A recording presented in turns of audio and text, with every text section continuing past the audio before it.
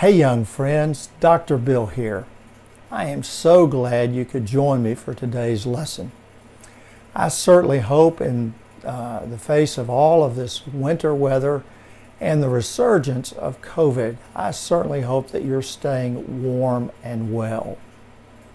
Well, for today's lesson on big names in the Bible, we're going to take a look at Job. As a matter of fact, we're going to look at him not only today, but probably 2 more times after today. Now, Job is probably the oldest book in our Bible. I know Genesis comes first, but Job is likely the oldest. And that's because it tells an ancient story and it deals with a question that has been with us from the beginning of time. And that is, why do innocent people suffer? Why do bad things happen to people who haven't done anything wrong? How come people who do all of the right things sometimes suffer terribly? Those are big questions, and those big questions are at the heart of the book of Job. So let's begin by talking about Job and his story. As the book of Job opens, we learn that Job has done exceptionally well in his life. He has everything his heart could desire. He has a wonderful family, lots of children and grandchildren. He is extraordinarily wealthy. He has land and crops and cattle. He has done very well for himself. And he is certainly, as a result of those things, has a lot of security. Well, as the story continues, all of a sudden, all those good things came to an end very suddenly. Almost overnight, Job lost his wealth. He lost many members of his family. And then just a little bit later on, even worse, Job lost his health. Now, at the heart of the book is an old assumption, an old idea. Here it is. The idea that Job addresses is that anyone who suffers terribly, anyone who suffers greatly, well, they must have done something terribly, terribly wrong. The idea beneath the book of Job is that we all get what we deserve. And if bad things happen to us, well, then we must have done something terribly wrong and terribly bad.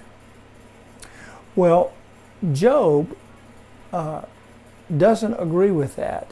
He insists that he is innocent. In his mind, he has never done anything terribly wrong or terribly horrible, certainly not anything bad enough to justify the extent to which he is suffering. He can't understand it. And so, all throughout the book of Job, one of the things Job does is he says, I wish that I could have a face-to-face meeting with God. I have a lot of questions, and I really would like to give God a piece of my mind.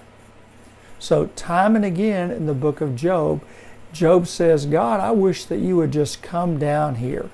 I wish that you would show up so that we could have a face-to-face conversation. Job, in essence, says, I wish that I could have my day in court with you and that I could make my case. Then you would know that I am innocent and I certainly don't deserve what has happened to me. Well, Job talks like that lots and lots of times throughout the book. In fact, when his friends gather to speak with him, they operate under the assumption that Job surely must have done something terribly wrong. And they keep saying to Job, you need to confess. You need to come clean about whatever terrible thing that you have done.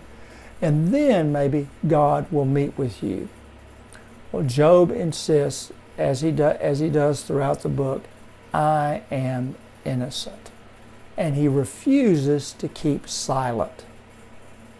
Now that's the most important lesson we can learn from the book of Job. And that is, it's always good for us to speak our mind and our heart to God. In God's presence, we must not keep silent, particularly when things have gone terribly wrong, particularly when we have endured a great deal of suffering. The primary lesson that we learn from Job is that it is important for us to be honest with God, for us to tell God exactly where we are and what we feel. And sometimes we can do that as Job did. We can be a bit angry. Sometimes we can speak out of frustration. Sometimes we can even use harsh words with God. The important thing to note is that near the end of the book, God does meet with Job.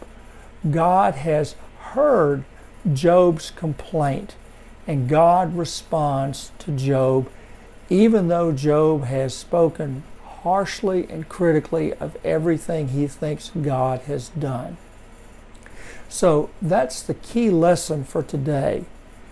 The book of Job tells us that it's important for us in all of our prayers, in our walk with God, for us to be honest about what we're experiencing, about what's going on with us, and especially how we feel. Well, that's it for today. I'm so glad that you could join me. As always, if you have any questions, please don't hesitate. Send me an email, a text, give me a phone call. I'll be happy to talk to you anytime. And so until we meet again next week, I hope you stay warm and stay well.